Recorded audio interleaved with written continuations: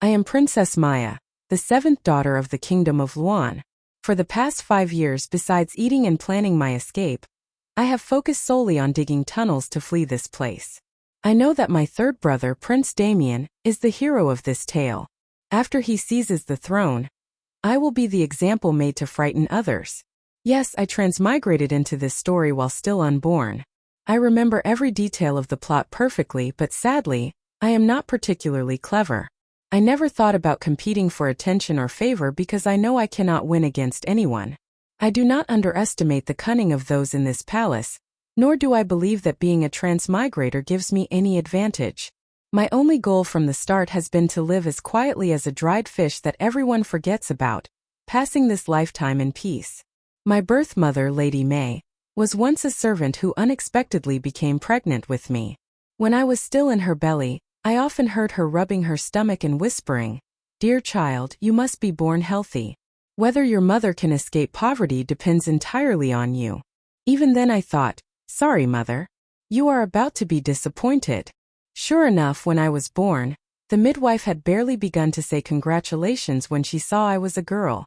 My mother refused to even glance at me. Without connections, my mother only had one chance to bear a son.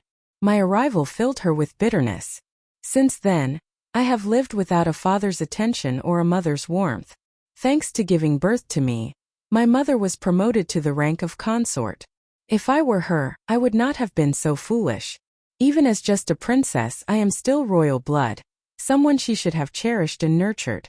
She truly lacks wisdom. The clothes I wear are barely better than a servant's. Each day I receive 2 meals with watery soup, and if I am lucky, I taste meat twice a week. The palace servants have always been opportunists who bow to power. A princess like me, whom the emperor has never once looked at, is practically invisible in this palace. But I am content to be a forgotten fish, living out my days in peace. Everything changed on my 5th birthday. Every year on this day, no one has ever celebrated for me. Only a young maid close to me named Pearl secretly picks flowers from the imperial garden to wish me well. As for my mother, on this day she usually lies in bed weeping, mourning the son who never existed, the one I supposedly replaced. It is truly absurd, so absurd it makes me want to cry. That day, I went with Pearl to the imperial garden. She went to gather flowers while I sprawled on a smooth stone, closing my eyes and daydreaming. If life could just continue like this, it would not be so bad. No trouble, no attention, like a tiny insect that anyone could step on but no one deliberately does. I wonder if I will ever meet my imperial father in this lifetime. Before the age of 4, I was too young to attend banquets. Now that I am 5, I do not know if he even remembers I exist. Ha! If only I could taste a piece of sweet lotus cake on my birthday, that would be wonderful. I was lying flat like a proper dried fish soaking up the sun, dozing and enjoying the breeze, when suddenly someone tugged lightly at my sleeve.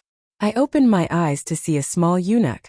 Looking up, I spotted a handsome man in golden robes, about 35 years old, staring at me with surprise. He wore imperial yellow and had a group of servants trailing behind him. This must be my neglectful father. Big trouble. The face of that absent father suddenly shifted from confusion to astonishment. What is he shocked about? Could it be he discovered he has a daughter he never met who is this adorable? Ha! My neglectful father shook his head slightly, then spoke. "Come closer." I stepped forward nervously, clutching the edge of my dress tightly. Up close, I was dazzled by the emperor's appearance. Why is my neglectful father so handsome? Indeed, with just my mother's looks alone, how could such a stunning child as me be born? The emperor suddenly laughed heartily, reaching out to hold my tiny hand. "Little one, which palace do you belong to?" See? He does not even recognize his own daughter. Imperial father, your daughter is the 7th princess, Maya." The emperor raised his eyebrows. "7th princess, today is your birthday, is it not?" I turned pale with shock. The old eunuch behind him also looked surprised. I am afraid the servants at the palace supply office will have to change their attitude now. Really, how does he know? Does being emperor grant superhuman memory? The emperor narrowed his eyes, a smile playing on his lips that made me tremble even more. Why does he keep smiling? Am I that amusing? If it is your 5th birthday, why is there no celebration in your quarters? Heavens, he even knows I turned 5. Has my neglectful father been secretly watching me all along? But regarding a birthday feast, those dogs at the supply office barely give me enough food to survive, let alone throw a party. Only when one has a full stomach can one dream of delicacies. Truly, how can the wealthy understand the suffering of the hungry? The emperor frowned, and immediately everyone behind him dropped to their knees like falling dominoes. Everyone is kneeling. Should I kneel too? Well, I suppose I will kneel as well. But wait, what is my neglectful father doing? Just as I was about to kneel, the emperor opened his arms and scooped me up, even clumsily patting my head. Has my fortune finally arrived? Was my neglectful father moved by my incredibly adorable appearance at first sight? The hand patting my head paused. My neglectful father coughed lightly and said, "Return to Sterling Hall and prepare a feast." He added, "Prepare plenty of sweets." I was so happy I kicked my little legs. My neglectful father just carried me all the way back to Sterling Hall. The table was already laden with countless delicacies that made my mouth water endlessly. A cloth was gently handed over. Only then did I return to my senses. My neglectful father placed me in a chair. His most trusted attendant, Eunuch Lin, immediately stepped forward to wash my hands. Eunuch Lin is washing my hands. Oh my heavens, I am about to float away. You must understand that this is the palace official the emperor trusts above all others. Suddenly, the emperor coughed lightly, took the cloth from Eunuch Lin's hands himself, and personally dried my hands. Wow, imperial father. My emotions overwhelmed me so much I could not speak. The emperor suddenly clutched his stomach and laughed loudly, turning to look at my bewildered expression. This emperor is indeed as the rumors say. His temperament is truly unpredictable. Try it. See if it suits your taste. Finally hearing those words, I did not hesitate and immediately grabbed the honey cake in front of me. Under the astonished gazes of my neglectful father and Eunuch Lin, I stuffed the entire cake into my tiny mouth. Eat slowly. No one is competing with you. I nodded, but my mouth had no intention of slowing down. Just kidding. In my previous life I adored sweets. I could not live without them, rarely getting to eat such delicious food. If I did not stuff this entire plate into my mouth, I would not be showing enough gratitude to my neglectful father. I wonder if I can take leftovers later. Sigh. After finishing this meal, who knows when I will have the chance to eat again. The emperor frowned slightly. Eunuch Lin stepped forward intending to ask questions, but the emperor waved his hand dismissively. I ate while glancing around, noticing the emperor had not touched his chopsticks. I suppressed my greedy heart and picked up a piece of the osmanthus cake I found most delicious and placed it on his plate. Ah, my last piece of osmanthus cake you have left me. Goodbye. The emperor seemed to be suppressing a smile. He used his noble hands to break the cake in half. Did he put half in his mouth? No. Half a piece is my last one. After eating this you cannot eat more. Eating too many sweets will rot your teeth. Saying that, he put the other half into his own mouth. Although I deeply regretted it, I also understood his words made sense. So I relaxed and leisurely enjoyed the last piece of cake, then sat up straight obediently. Seeing me behave, the emperor seemed extremely pleased. Today is your birthday. Is there any gift you wish for? My eyes lit up. A festival erupted in my heart, but my mouth dared not reveal a single honest word. Imperial father, dining with your daughter is already the greatest gift. Gold, if possible it would be wonderful if imperial father visited your daughter regularly. Do not come. Just give money. Fulfill your duty of raising me. The emperor's face at this moment changed colors like a painting palette. Fine, we will visit you often to keep you company. My face immediately fell, but in a blink I changed to a look of delight and said, "Thank you for imperial father's grace." No actual silver. I am speechless. The emperor laughed coldly, making me jump. So be it. We will certainly come to see you often. Do not do it. Then how can I continue being a dried fish? Just then, Eunuch Lin entered carrying a food box. Reporting to the 7th princess, "These are pastries the emperor specially ordered servants to prepare for you." I joyfully accepted it, getting to take food home after eating. This treatment is not bad. The emperor saw me clutching the pastry box tightly and sternly instructed, "But you are not allowed to eat any more today." I hurriedly nodded repeatedly. Your daughter understands. After speaking, I happily waited to be dismissed. But I waited and waited. The maids finished clearing the table, and my neglectful father went to his desk to review documents. Yet he still had not dismissed me. I could not help but glance at Eunuch Lin, then secretly climbed off the chair, hugging the pastry box, preparing to sneak away. Where are you going? My entire body went rigid. Imperial father is handling state matters. Your daughter does not dare to disturb, so I intended to withdraw. The emperor laughed aloud. Is that so? Fine, then go back. The emperor rubbed his forehead lightly.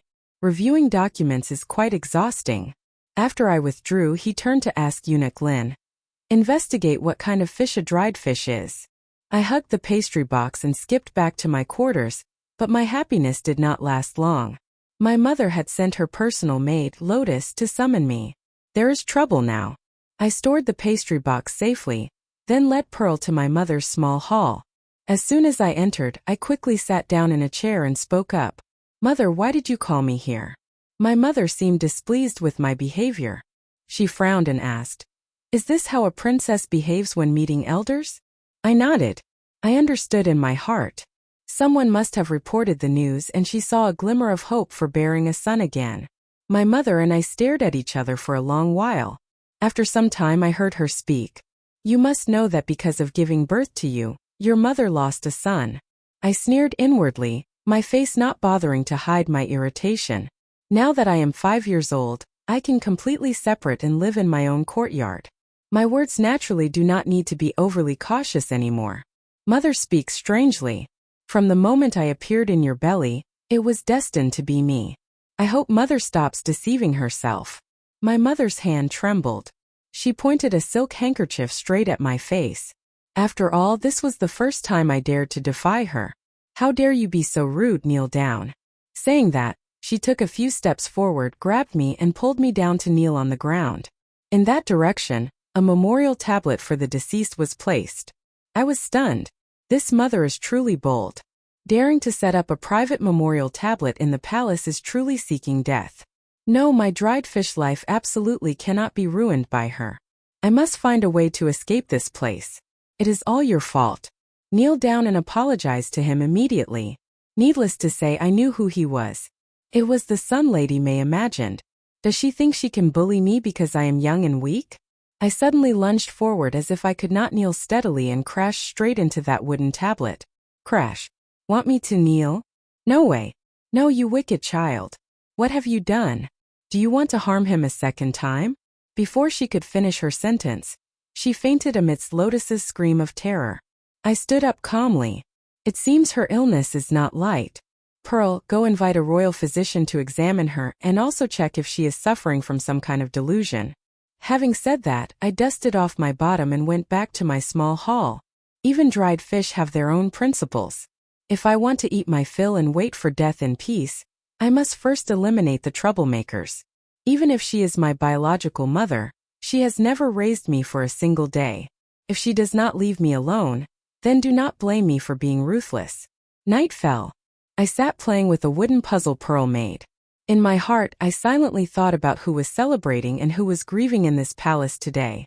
Footsteps sounded outside the door, then stopped. My ears twitched. I guessed it was Pearl. Pearl, bring my pastries in here. The door opened. Person walked in. My words truly did not enter your ears at all. I was startled and looked up. Imperial Father. Oh my heavens, why did he come here? If people in the palace discover this, they will despise me to death. The Emperor burst out laughing again. I do not understand what is so amusing about me. I even suspected my Imperial Father might be ill, but on the outside I still pretended to be weak, stepping forward to bow.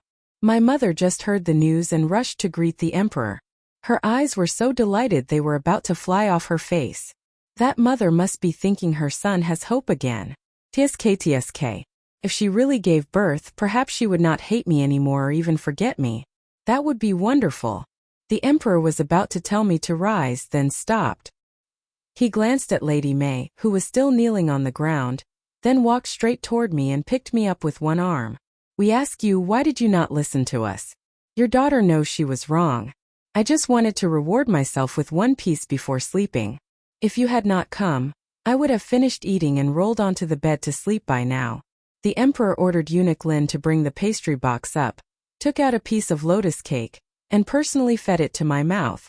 Lotus cake is truly a spiritual remedy. I happily took a bite. The emperor also laughed happily. Only after I finished eating did he say, "Today is your birthday, so we will indulge you for one day. But from now on, you must listen to us." I nodded repeatedly. Just then Pearl suddenly rushed in. "Princess, your servant has obtained the medicine." I slapped my forehead. Too obvious. My neglectful father is not a fool. Pearl, oh Pearl, when you need to be clever, you are clumsy. The emperor frowned. "Why do you need medicine?" My mother's body, kneeling on the ground, trembled. "Now you know fear. Why did you not think of it when you hurt me?" The emperor looked thoughtfully at Lady May, then raised his hand to stop Pearl, who was about to speak. "Lady May, if you cannot treat our daughter kindly, then do not raise her anymore. From now on we will personally raise the child." Lady May suddenly looked up. I also suddenly looked up. Eunuch Lin also suddenly looked up. I almost dropped my jaw. Oh my heavens, I have struck gold this time. Lin, order people to pack the princess's belongings. She is moving to our Sterling Hall today. Tomorrow tell the craftsman to make a small bed. Your servant obeys. Having said that, the emperor picked me up and strode away without looking back. The entire palace understood that this time Lady May was finished. Carried into Sterling Hall, my heart felt like fireworks were exploding. Oh my heavens, do I really get to sleep on the dragon bed tonight? Ha! The emperor frowned slightly. Lin, tomorrow find a governess to teach the 7th princess proper etiquette. I froze like a stone statue upon hearing this. Oh no, please do not. Those fierce old women love using wooden rulers to strike palms until they swell. The emperor added in a deep voice, "Choose someone gentle." Eunuch Lin smiled and accepted the order. I used both hands and feet to half crawl, half climb onto the dragon bed. It was enormous. This bed is terribly large. He must be afraid that my neglectful father sleeps poorly, rolling around and falling to the floor, losing dignity. The emperor's face turned dark. He grabbed my collar and lifted me up like a kitten, dragging me down. "You climbed up without washing your face or fixing your hair. Is that how your mother taught you manners?" I clicked my tongue inwardly. Well, she never taught me anything. Eunuch Lin withdrew, ordering palace eunuchs and maids to prepare hot water, then pulled Pearl, who was about to follow, aside to whisper, "Miss Pearl, from now on you do not need to do these things yourself. Your status is much higher now." Pearl happily thanked him and hurriedly bowed. In Sterling Hall, after the maids washed me clean and fragrant, my neglectful father returned to his desk to continue reviewing documents. "Sigh, you treat me so well. It really makes me a bit reluctant to see you die early." Immediately the emperor's hand clenched. The teacup in his hand slipped and spilled onto the table. Eunuch Lin saw this and rushed to clean it up. That Prince Damien is truly unworthy. Seeing that this neglectful father treats me not badly, when disaster strikes I will lead him through the tunnel I have been digging for 3 years. After all, if I want to continue being a dried fish after escaping, I must have a father to support me. But never mind. If you do not support me, it does not matter. I will start a business. Raising an old father should not be difficult. While I was thinking, the emperor suddenly stood up, startling me into looking up at him with my big round eyes. "What time is it that you still refuse to sleep? Go to sleep immediately." Saying that, he climbed onto the bed, casually grabbed me, and tossed me gently into the corner of the bed. We lay on the bed together. Just as I was about to close my eyes, the imperial father spoke up. "Do you like your royal brothers?" I blinked and replied in an innocent voice, "Your daughter has not met them much, but of course I like them all." The emperor seemed interested, turned his head to look at me, propped up his hand and asked, "Then what do you think of Prince Marcus?" "Big brother is very refined and gentle. He is a scholar too frail to harm a fly. But at least he knows how to care for me." "What about Prince Damien?" "He has a very charming smile. The smile is beautiful, but he is a beast in human skin. A cold-hearted traitor who killed his own biological father for the throne." After a long time, without hearing the emperor say anything more, I tilted my head to look. Good heavens, he is already asleep. Sigh. Sleeping soundly like a little piglet. I gently closed my eyes, pulled the blanket over both me and my neglectful father, and peacefully fell asleep. I did not know that when my little snores sounded, the emperor's eyes opened in the darkness, unusually alert. The next morning when the sun was high, I woke up groggy. Why is my mother so merciful today not to come and disturb me? That is right. I have moved to my neglectful father's palace. Eunuch Lin saw me wake up and smiled, ordering maids to bring a basin of water to wash my face. I was groggy like a wooden doll, letting them wash and change my clothes. The maids groomed me very carefully today, tying my hair into 2 tiny buns and tying pink silk ribbons, matching my round, pale and cheerful face. Looking in the mirror, I looked just like a little prosperity god stepping out of a festival painting. Then Eunuch Lin picked me up and walked straight out. I glanced at the path. Oh my heavens, is this not the way to the Golden Hall where the emperor holds court? I hurriedly hugged Eunuch Lin's neck and asked in panic, Eunuch Lin, where are you taking me? Eunuch Lin smiled and replied, the emperor loves the princess and fears you will be bored when you wake up, so he ordered this servant to carry the princess to attend court. Good heavens, I am finished. This time I will become the target of the entire palace. I do not know which nerve of my neglectful father is misfiring today. In the Golden Hall, I sat in my neglectful father's lap, stared at by civil and military officials. Before long, the Prime Minister spoke up. Your Majesty, this is truly improper. I pouted, thinking that this old man indeed has a wicked heart. He contributed quite a bit to Prince Damien's rebellion plot. Seeing me being favored, it is understandable that he is envious. The emperor hugged me tighter and said calmly, since when is it your turn to manage what we want to do? If there is business, report it. If not, the court is dismissed. I and the officials below all looked alarmed. Mother, what possessed my neglectful father today? He has always been most tolerant of the Prime Minister because of his contribution to his rise, never speaking so harshly. I glanced at the Prime Minister's face, which was as dark as coal. Your Majesty, the Great Eastern region is suffering from a drought. The people are in misery. Your subject implores Your Majesty to allocate funds for relief. Here it comes. I clenched my small hand, holding on to the Emperor's dragon robe. My neglectful father gave me a meaningful look, then told the Prime Minister to continue. Your subject believes that since Prince Marcus is of noble status, he should provide the funds, and another prince should be sent to bring silver and provisions to the disaster area. Next will surely be. Your subject believes Prince Damien should be sent to gain experience. There, see that? See that? Exactly like the script. Then Prince Damien will steal all the relief silver, secretly recruiting soldiers and hoarding food behind my neglectful father's back. Then he will use the excuse that heaven sent disaster because the king lacks virtue to start a rebellion. Truly ridiculous. Droughts and natural disasters are things no one wants. Why blame it all on my neglectful father? The emperor adjusted his posture, holding me higher and patting my back as if coaxing me to sleep. We have other arrangements for Prince Damien. Who among the remaining princes do you think is suitable to go this time? Of course it is Prince Ethan. He is wholeheartedly devoted to Marcus and the people. His martial arts are exceptional. Although he is a bit simple, he is extremely loyal. When Damien rebelled, it was he who stood in front of the imperial father, Marcus, and me. He is so good yet had to suffer a tragic end. It really makes one's heart ache. Your subject believes Prince Ethan can shoulder this responsibility. A great general stepped forward and spoke clearly. The great general is Prince Ethan's martial arts teacher. Your subject believes the 6th prince should go. Although he is young, he should also be trained. The person speaking was the Minister of Revenue. I snorted coldly in my heart. Calling this life and death situation training is no different from making a mockery of the people. Bang! The memorial on the table was thrown by the emperor straight into the Minister of Revenue's face.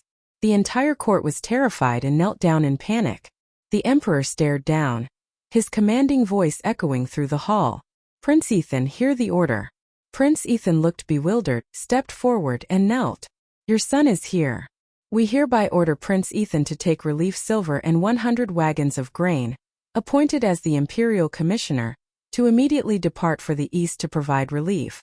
Your son obeys the decree. The matter was thus decided. After court was dismissed, I struggled out of my neglectful father's arms, asking for some time to go out and play. Then I rubbed my hands and waited at the imperial garden. My brother Ethan, every time he sees me, he stops by to play for a while and brings some delicious treats from his manor. It is just that the number of meetings is not many.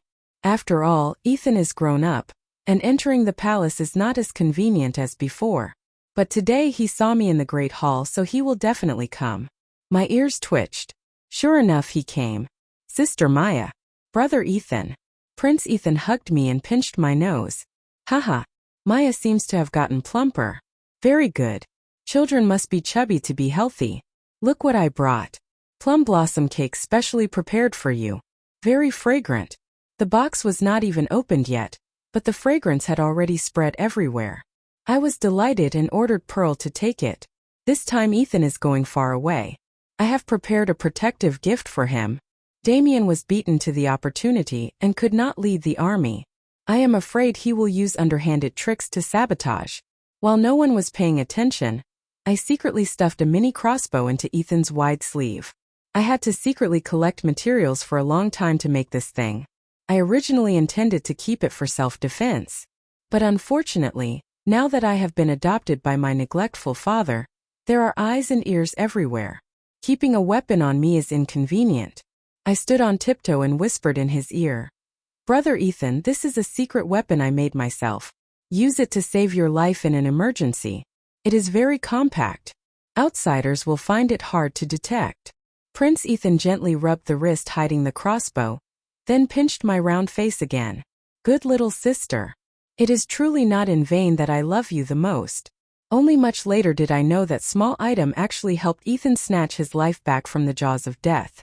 I skipped back to Sterling Hall with Pearl waddling behind hugging the pastry box. As soon as I entered, I saw my neglectful father sitting and reviewing documents. He must not have accumulated enough good deeds in his previous life to be an emperor in this one. Look how miserable he is. Rest in peace. The sound of tearing paper rang out. Eunuch Lin hurriedly stepped forward to replace the paper. The emperor gritted his teeth and asked, "Has the governess for the princess been selected yet?" "Reporting to your majesty, we are still in the selection process." "Hurry up." "Boo-hoo. My neglectful father is truly heartless. He must be jealous that I get to be a carefree dried fish while he has to sit here working himself to death." Prince Ethan has departed. Before leaving, he thoughtfully sent a young servant to bring me a new box of pastries along with a message. The young servant bowed respectfully, mimicking Prince Ethan's voice to relay the message. "Wait for brother to return. I will take you out of the palace to play." The fourth prince instructed this servant exactly like that. I nodded slightly, silently praying in my heart. "You must return safely, my simple brother." "Princess Maya, we should continue studying now, otherwise you cannot eat pastry today." I turned back with a face full of misery. Standing there was the governess my neglectful father had personally selected for me. "Governess you. She used to serve the late empress. She is old and looks as kind as a Buddha, but her methods of teaching are truly advanced. She knows how to discipline me thoroughly." My neglectful father also arranged for another maid named Jade for me. The two of them, one old and one young, coordinated smoothly, seemingly determined to mold a dried fish like me into the most dignified and virtuous princess in the entire palace. To be honest, after a period of being drilled so hard, indeed no one can find a single fault when I go out. That day, I went to the imperial garden again. Sitting idly on the swing my neglectful father had ordered made specifically for me, absent-mindedly missing Ethan. Suddenly there was a panicked shout. "Princess Serena, you cannot go there." I turned to look only to see a woman in brilliant clothes rushing straight at me. Before I could react, she pushed me off the swing. Ugh, it hurts so much. Unfortunately for me, I landed on my face. Jade, who was picking flowers for me in the distance, hurriedly ran over and panicked, helping me up. "Master, are you okay?" "Pearl, go find a royal physician immediately." My knees burned like fire, hurting so much I could not speak. The maids following Princess Serena saw this and knelt down in fear. Only then did Serena wave her round fan, her tone full of pretense. "Oh my Maya, I am so sorry. I was running too fast and could not stop in time." Jade looked at my wound, her eyes red with anger, and turned to glare at Serena. Anyone with eyes can clearly see that Princess Serena intentionally pushed my master. Jade was originally a high-level secret guard given to me by my neglectful father, but outsiders do not know, only considering her a lowly maid. Serena's face darkened and she shouted, "How dare you? Who allowed a lowly maid like you to speak to this princess like that? Guards, slap her mouth until it breaks." Jade's eyes suddenly grew colder. Her hand clenched, and she was about to teach those people a lesson when a cold, authoritative male voice rang out from behind. "We allowed her to speak. Do you still want to slap her?" To be honest, compared to 5 years of being forgotten by the world, the current feeling of being backed by my neglectful father is truly an indescribable sensation. At least when I am bullied, someone stands up to defend me. At this moment, I was sitting comfortably on the Emperor's lap. He was personally applying medicine to my knees while Serena was kneeling right in front of us. It is truly satisfying. "Little Maya, does it hurt?" I immediately teared up, biting my lip and pretending to be extremely wronged. "Stop. Imperial Father, your daughter hurts so much." But in my heart, I was gleeful that Serena is not a good person either. After my neglectful father was overthrown by Prince Damien, to curry favor with that rebel, she even dared to kick his corpse. While I was gloating, the hand applying medicine suddenly tightened. "A pain. It hurts so much. Imperial Father, what are you doing? You are going to crush my waist." The Emperor seemed to realize his mistake and immediately let go of my round waist. I glanced at my neglectful father with resentment, but saw his eyes were as cold as a frozen lake, looking straight at Serena, who was trembling on the ground. "Kneel there until midnight for us."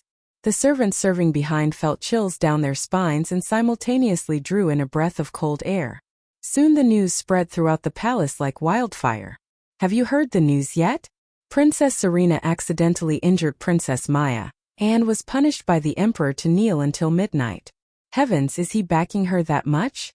This Princess Maya is truly formidable." I hid behind a round pillar and pouted. Now I have become the target for the entire palace. But it is okay. My neglectful father will definitely protect me. Sure enough, as soon as I returned to Sterling Hall, I saw Consort Ning, Serena's mother, kneeling in front of the door to apologize. Seeing me, her eyes became sharp as daggers. I was not afraid. I pulled my eyelids and stuck out my tongue to make a funny face at her, then ran straight into the hall. Glaring at me is useless. Governess, governess, humph. Although I am a dried fish, I do not lack knowledge in my head. If I am unlucky and cannot beat the hero's destiny, at worst I will lead my neglectful father through the secret tunnel to escape. If the Imperial Father wins, I will continue to be a carefree princess. If the Imperial Father loses, I will become a great businesswoman and support him in return. I can support Marcus, Ethan, and Eunuch Lin as well. Come here. The Emperor's voice sounded warm, carrying a faint smile. It seems his mood is very good. I skipped over and burrowed into his arms. Should I start with weapons? I turned my brain gears, looked up at my neglectful father with my chubby face, blinking my eyes. Imperial Father, your daughter wants to draw. The Emperor pointed at the drawing on the table and asked curiously, "Can little Maya explain a bit? What are you drawing?" I patted my chest and boasted proudly. Previously, your daughter gave Ethan a homemade hand crossbow. This is an enlarged and improved blueprint of it. The power is many times stronger. Even arrows made of ordinary wood can pierce through tree trunks. Do not jest. In my previous life, this princess was a renowned weapon engineer. Although I cannot make laser weapons or plasma guns in this ancient time, making a few powerful weapons is too simple. Hearing this, the Emperor's eyes lit up with interest. Have you made any yet, little Maya? Oh no. I was too busy bragging and accidentally revealed everything. What if my neglectful father punishes me? Unauthorized manufacturing of deadly weapons in the palace is a capital crime. Seeming to see through my panic, the Emperor smiled. We do not blame you. You were just bored in the palace and made it for fun, right? Yes. That is right. Oh my neglectful father even gave me the words to cover up. He is such a good person. I immediately ordered Pearl to go to the chest and take out the prototype crossbow. The Emperor held it in his hand, examining it carefully. His eyes shone like he had found treasure. Wonderful. Truly a marvelous object. Lin, come look at this quickly. The structure of this crossbow is extremely clever. High damage power yet compact shape. Suitable for both battlefield and covert operations. Ahem. My bottom was patted by a large hand. Then the emperor carried me out of the hall, not bothering to glance at consort Ning kneeling at the door, and walked straight to the training ground. After ordering everyone to withdraw, he waved his hand and a man in black appeared. It was a secret guard like Jade. He threw the crossbow to him. Test the power of this wooden crossbow. Obeying orders, the secret guard loaded the crossbow. Only a whistling sound tearing through the wind was heard. The arrow flew as fast as lightning toward the target. Immediately after was a loud crash. The thick wooden target was shattered with chips flying everywhere. Witnessing that terrifying power, the emperor was so excited that he grabbed me and tossed me into the air. I was so scared I screamed. Ah, truly our precious little Maya. Passed down the decree. 7th Princess Maya is intelligent, understands etiquette, noble yet thrifty, follows rules, is dignified and gentle. She is hereby titled Princess Harmony, holding the rank of first class 2nd grade. Good heavens, first class 2nd grade. The salary is astronomical. Eunuch Lin smiled happily and accepted the order. My promotion immediately caused a huge storm in the palace because everyone knows my neglectful father is famous for being stingy with titles. Even the empress summoned me several times because of this, making my short legs run back and forth until I was exhausted. Today the empress sent someone to call me again. I actually have quite a good impression of her. Although she used to be cold and ignored me, she never stopped her 2 sons from caring for me. That is right. Marcus and Ethan are the biological sons of the empress. I smiled and entered the Azure Palace, seeing the empress sitting leisurely on the throne. Marcus was also there today. I took out a jar of handmade cosmetics from my sleeve and respectfully offered it. It must be said that although technology in this ancient world is backward, natural resources are extremely abundant. Herbal ingredients for making beauty cream, things that were hard to buy with a fortune in my previous life, are available everywhere here. The empress took the strange jar and curiously asked, Harmony, what is this? I stepped forward to bow and replied clearly, Empress Mother, this is a cosmetic product your daughter made herself. The empress smiled with satisfaction, handing the cosmetic jar to her personal maid to put away. I know she likes it very much, but the rules in the palace are like that. Before using anything on her skin, the empress will let a maid test it for a few days to ensure safety. In the cosmetic jar, I also thoughtfully included a detailed ingredient list for the royal physicians to check easily. The empress looked at me, her eyes much gentler than usual. You are truly thoughtful. Today I summoned you here actually because your big brother requested it. Ha, this is really unexpected. Marcus smiled at me, gently rubbing my head and said, Imperial father said I am too rigid, so he told me to talk and play with Sister Harmony often. He said I must learn from your liveliness and not just bury my head in reading ancient books. Although a bit surprised, I quickly accepted the fact that I have a big-sized little brother. All right, considering you are handsome and honest, this princess reluctantly accepts you as a disciple. I held Marcus's hand and shouted excitedly, Then big brother, let us go out of the palace. The request to leave the palace was quickly approved. The carriage rolled out of the city gate. Marcus lifted the curtain to look out, unable to help turning to ask me, Sister, are we not exploring the capital? I shook my head vigorously. Of course we are not exploring the capital. My big brother has been like a flower in a greenhouse since childhood, never stepping out of the protection circle, living in comfort. He does not know how vast the outside world is. Big brother, today I want to take you to a very special place. Although Marcus was a bit puzzled seeing my determination, he nodded slightly. The carriage rocked for an hour, finally stopping at the gate of a peaceful village called Willowbrook. This place hides an outstanding talent whose wisdom can rival legendary strategists. In the original story, that evil Damien tried many times to recruit him but failed. So he viciously ordered the killing of his whole family to vent his anger. The reason for this name is that there is a scholar in the village named Master Chan, famous for his studies throughout the region. So the villagers proudly changed the village name after him. Hand in hand with Marcus, I got out of the carriage and walked straight to Master Chen's house. Outside the simple bamboo gate, an old woman was busy washing clothes. Seeing a group of luxurious, noble-looking people suddenly appear, the old woman was confused and hurriedly wiped her hands on her clothes, stepping out to welcome us. I was quicker than Marcus and spoke up. "Madam, my brother and I have traveled a long way and are exhausted. Could you let us stay for one night?" The old woman immediately smiled a friendly, simple smile. "Of course, my house still has an empty room. Please come in and rest." Saying that, she turned her head inside and shouted, "Son, noble guests have come to stay. Come out and welcome them." A handsome young man in coarse cloth clothes stepped out. It was Master Chun. At night, the old woman arranged a clean, private room for me, while Marcus slept in another room with Master Chan. After finishing a simple dinner, I took advantage of the moment no one was looking, stood on tiptoe and whispered in Marcus's ear, "Big brother, that gentleman is a rare talent. You must seize this opportunity." Marcus opened his eyes wide in surprise, looking at me while I stretched and yawned, leisurely turning back to my room. I have said enough. The rest is up to him. That night, I slept soundly on the rustic farm bed. The next morning when I woke up, I saw Marcus and Master Chun passionately discussing philosophy like kindred spirits meeting again after many years. Seeing me wake up, the old woman hurriedly prepared breakfast. At the dining table, the two of them kept talking incessantly, forgetting to eat. Truly the style of scholars. After breakfast, I dragged Marcus to the field behind the old woman's house. Master Chun found it strange and followed. Reaching the edge of the field, I shoved a hoe into Marcus's hand. He stared at me blankly. "Sister, why are you giving me this?" I clasped my hands behind my back and sighed. "Big brother, have you ever heard the story? Why not eat meat porridge?" Master Chan also curiously came closer to listen.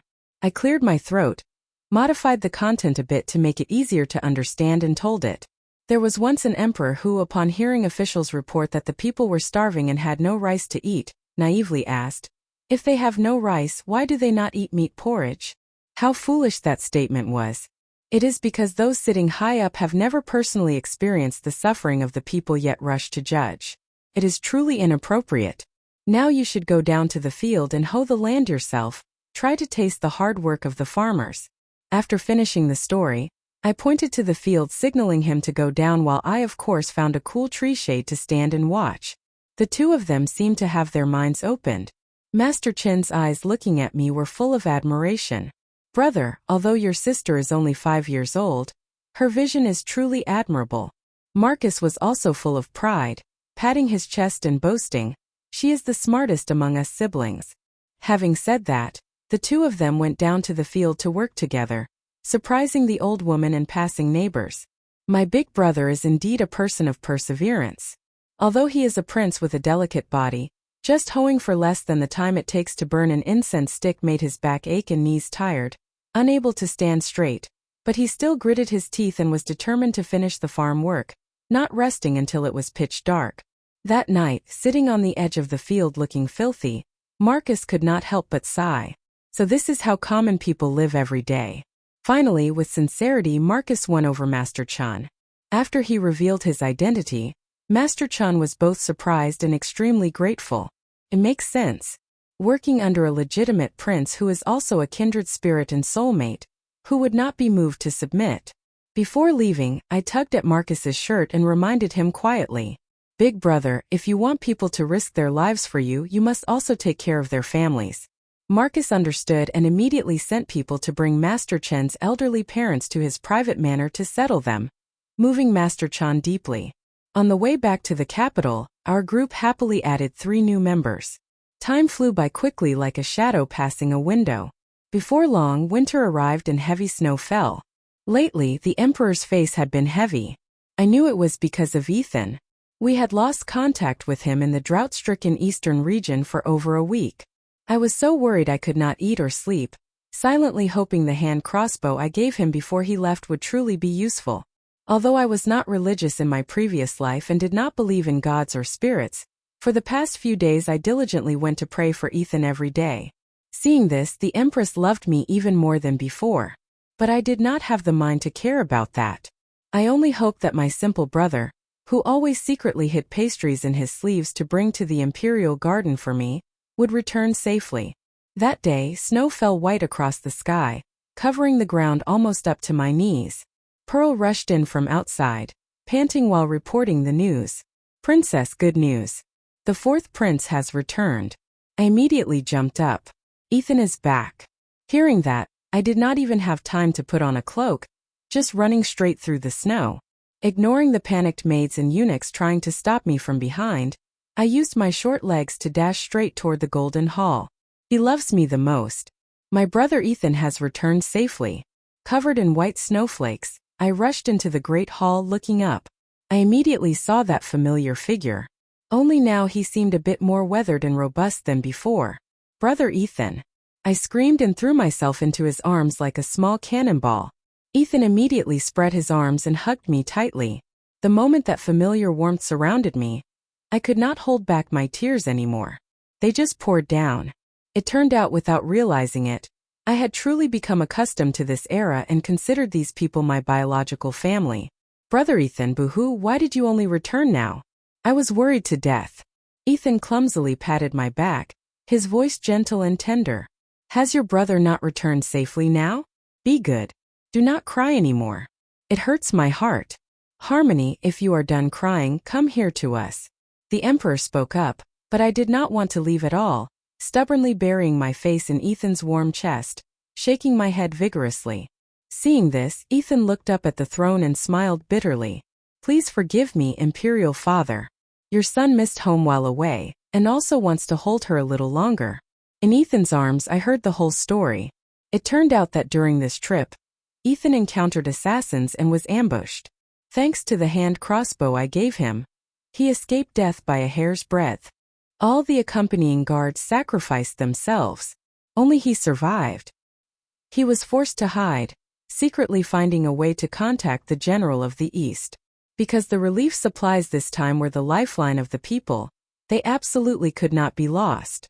Silently enduring hardships and plotting for months, Ethan finally captured the rebel hideout, reclaimed all the supplies and silver, and personally distributed them to the victims. He even confiscated an additional sum of black money, hidden in the rebel den. Ethan presented evidence proving the crime. I understood immediately upon seeing it. I knew it. It was Prince Damien. That falcon symbol was the insignia of his private army. That evil man.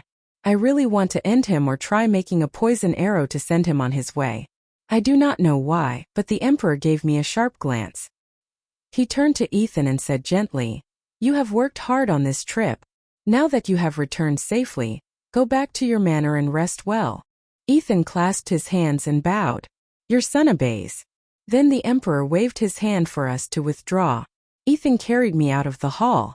As usual, he pinched my chubby face. "This time, thanks to the thing you gave me, I was able to return alive. Thank you, little sister." Seeing my tears about to flow again, Ethan hurriedly lifted me high, coaxing me like a small child. The gifts Ethan brought back for me were extremely abundant, including rare fruits that even the palace might not have. Just thinking about it, I knew that for these fruits to reach me while still fresh over such a long distance, he must have traveled day and night, rushing back to the capital. Ethan also kept his promise, taking me out of the palace to play for several days until the emperor urged him to return. In the peaceful time that followed, I continuously found opportunities to present useful knowledge from the modern era to the emperor. High-yield crops, methods for making glass, or improving farming tools to increase productivity. I thought doing good deeds would let me live in peace. But who would have guessed that day I would be accused? Called to court, sure enough. The one leading the loud-mouthed officials was that hateful old prime minister.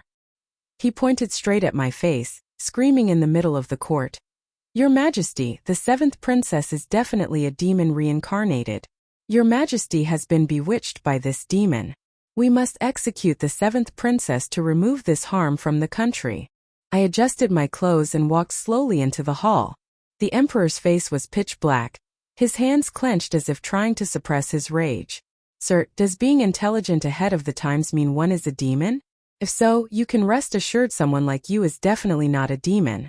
The great general laughed loudly while the prime minister's face immediately turned ugly. How dare you, you insolent child." Bang! The emperor slammed his hand on the table, shouting, What right do you have to point your finger at our daughter? Your courage is getting too great. If Harmony is a demon, then we wish all the civil and military officials in this court were demons.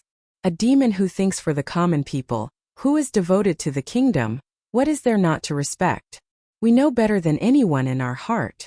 As for why you are intent on accusing Harmony, we are not surprised either. The Prime Minister trembled, his legs weak as he knelt on the ground.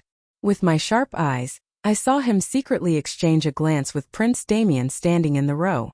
I understood they could not wait any longer. The kingdom was becoming more stable, and the people lived in peace thanks to the new reforms. If they did not act now, they feared that later, with the country peaceful and prosperous, there would be no reason to incite the people to rebel. And by then, even if they succeeded in seizing the throne, it would be unjust and improper. They would be traitors spurned by the world for eternity.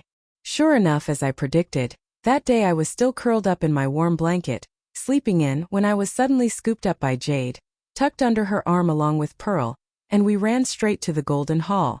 In my groggy state, I knew something big had started. As soon as I set foot in the Great Hall, I saw Prince Damien in iron armor, radiating killing intent, leading soldiers in. The Emperor immediately stood in front of me. Ethan stood in front of the Emperor, and Marcus drew his sword to stand guard by the side. It is okay. It is okay, everyone, do not worry. I have already dug a secret tunnel right under the tiles of this Golden Hall. If there is trouble, we can just jump down and run immediately. Eunuch Lin was trembling slightly. I thought he was scared, so I patted his thigh to comfort him, since I was too short to pat any higher. The Emperor cleared his throat to regain his composure, then looked straight at that unworthy son, asking coldly, "Do you know what you are doing?" Damien replied loudly, "Your son naturally knows. The people are suffering. Your son is heartbroken. This throne, it is better for your son to sit on and shoulder the burden. Your son will definitely allow the imperial father to hold his head high when meeting the ancestors in the underworld." I could not help but burst out laughing. Truly shameless. Prince Damien's eyes, red as blood, glared straight at me. Seeing this, the Emperor and my two brothers shielded me even more carefully, leaving no gaps. I stood behind them, poked my head out, pointed straight at Prince Damien's face and scolded. "Second brother, your words really make me laugh my teeth off. Nowadays, who does not know that in the kingdom of Luan, people do not need to lock their doors at night and the country is prosperous? If you want to be emperor because you are greedy for power, just slap your chest and say it outright. I would still respect you as a man. Using this excuse of for the people and country, do you think the commoners are fools? Are the court officials donkeys for you to lead?" His eyes were bloodshot, furious to the extreme. Not knowing if I had hit the mark, he raised his long spear, pointed it at the sky, and screamed, "That witch, shut your mouth. Men, since the imperial father is old and senile and does not know how to pity his subjects, kill them all for me. Capture that girl alive. I must personally kill her to sacrifice the flag." I sneered in my heart. "Want to catch this lady? Keep dreaming, darling." I pulled out the hand crossbow hidden in my sleeve, aiming straight for his throat, intending to deal a fatal blow. However, just as my finger was about to pull the trigger, a large warm hand held it firmly. It was the imperial father. Looking up, I saw no fear in the Emperor's eyes. On the contrary, they were full of laughter, infinitely gentle. "Harmony, be good. Do not let your hands be stained by the blood of this kind of person." I widened my eyes, stunned into silence.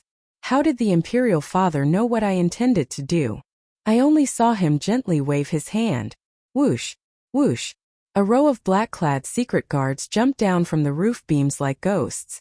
Immediately, a chaotic battle broke out fiercely. Outside the hall, the sound of weapons clashing also roared like thunder. It is fine. The imperial father had prepared early. It is just, how did he know in advance? Logically, Prince Damien is the destined hero, protected by fate's favor. Even if he hoarded soldiers to start a war, no one should have discovered it.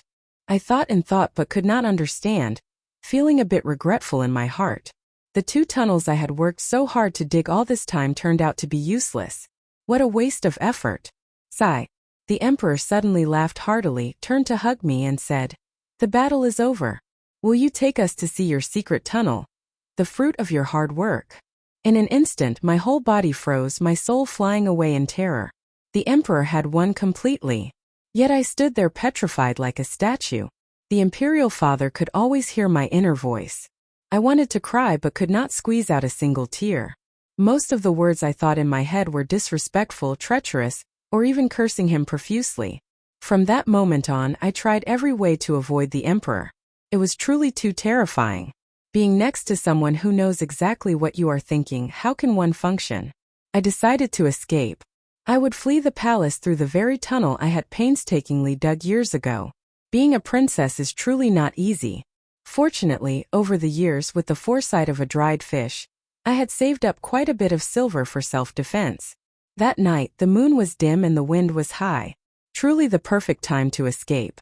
I strapped 2 small bundles filled with gold and silver to my back, using my short legs to run desperately toward the corner of the palace wall. Almost there. Almost at the escape tunnel. Freedom, I am coming. Suddenly, ugh, my collar. Someone grabbed me by the scruff of my neck and lifted me into the air. My arms and legs flailed wildly. The familiar scent of sandalwood filled my nose, making my body go stiff. I did not dare turn my head. My life is over. I was caught red-handed by my neglectful father. Back in the palace, the emperor, the empress, Marcus, and Ethan were all looking at me sternly. Very good. We raised you this big, yet you dare to run away from home. I looked at the emperor with grievance. Is it not all because of you? Do you know how scary it is to be with an emperor who knows all your thoughts? The emperor said nothing, stepped forward, lifted me up, placed me face down on his knees, and mercilessly landed his hand on my bottom a few times. Smack, smack. Why? I am ignoring you.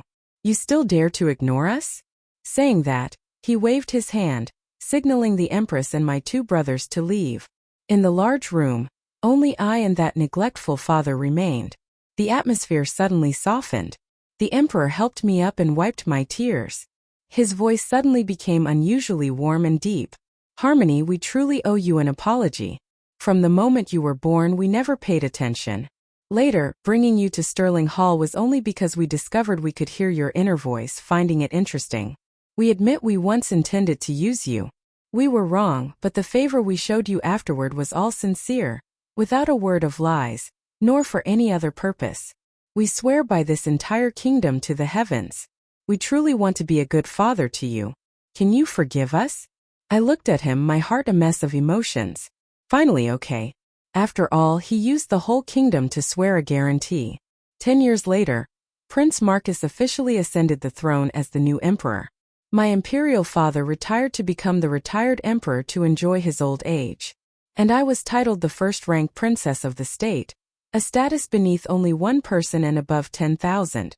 That day, the imperial father prepared to take me to the mountain villa to escape the heat. The royal brother, now the emperor, personally came to the palace gate to see us off. I helped the imperial father into the carriage, turned back to smile at my royal brother, and waved goodbye.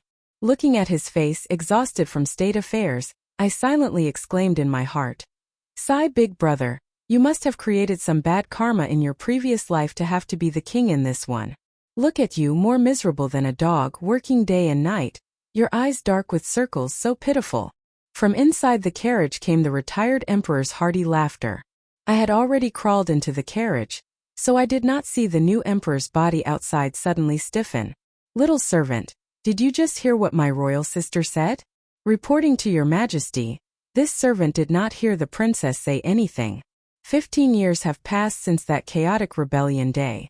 I now sit in the mountain villa, sipping tea and watching the sunset paint the sky in shades of gold and crimson. My imperial father, now the retired emperor, dozes peacefully in his chair beside me, a book of poetry fallen open on his lap. His hair has turned silver at the temples, but his face remains as handsome as ever, just softer now, gentler. I smile thinking about how far we have come.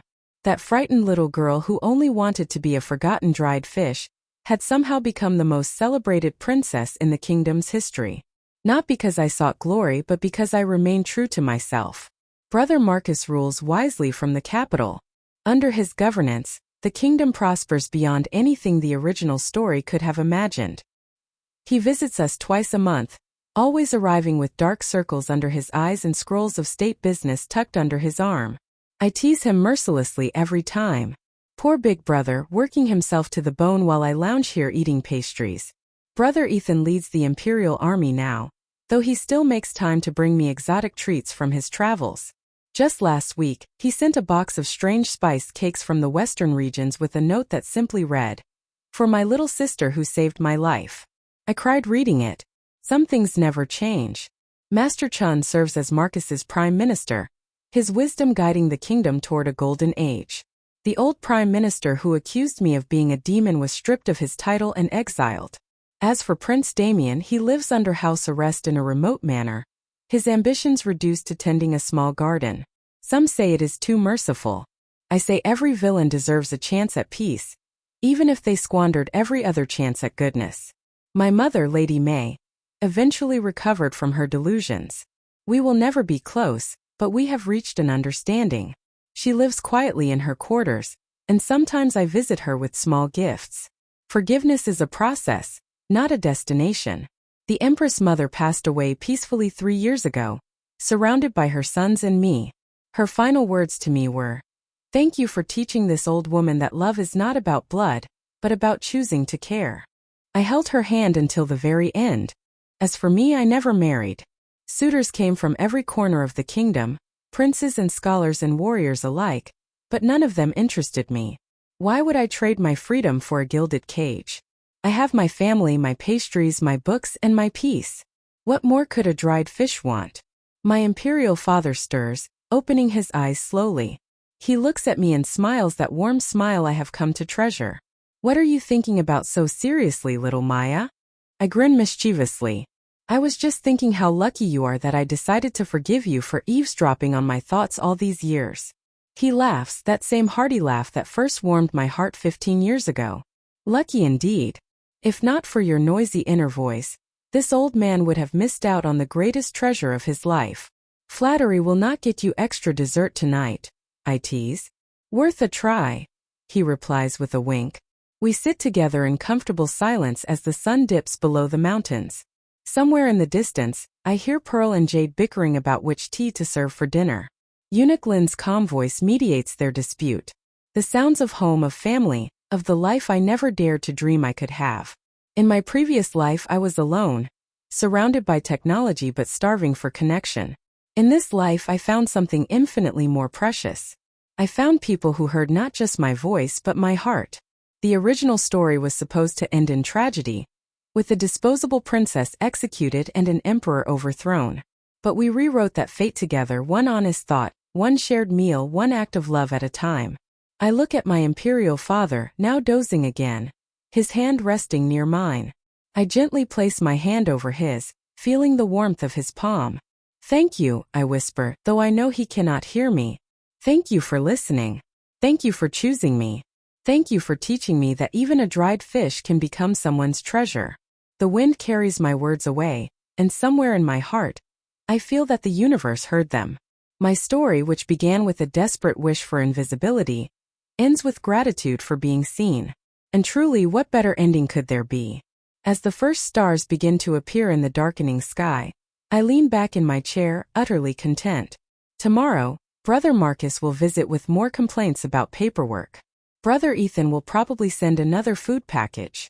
My imperial father will try to sneak extra sweets and I will pretend not to notice. Life will go on, simple and beautiful and perfectly imperfect. Just the way I always wanted it. Just the way a dried fish dreams of living. Forever. And that's Princess Maya's beautiful journey from Disposable Princess to the kingdom's greatest treasure. If this story warmed your heart, smash that like button. It helps more people discover these tales. Now I want to hear from you in the comments. Which brother was your favorite, scholar Marcus or warrior Ethan? Would you want someone to hear your inner thoughts? Should we make a part 2 showing Maya's romance story?